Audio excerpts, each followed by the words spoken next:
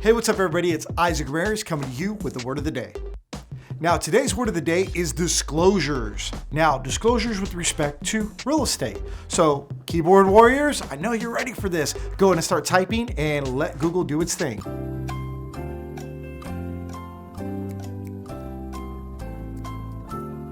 You done? All right. So disclosures with respect to real estate.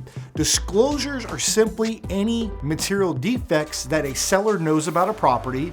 Believe it or not, it's mentioned over 25 times in the real estate contract because it's such a big deal. It is simply anything that a seller knows about a property, whether it be a leaky roof or, I don't know, improper drainage in a backyard. That seems to be coming up right now with the recent rains. A seller must disclose to a buyer what they're in for when they take possession of a property. This is why I'm so against for sale by owners, because for sale by owners, you think you're saving money, but are you? The reality is they don't even issue disclosures. So disclosures are there to protect the buyer, to let them know exactly, I guess, what's on the Carfax, but it's not a car, so. It's a house fax. Check the house fax. So disclosures are there for you. So a seller can be held liable if they don't give the proper information on them. They are so crucial and important to a transaction. Anytime you're in a sale or dealing with a real estate professional, make sure you ask within the first 7 days or sooner.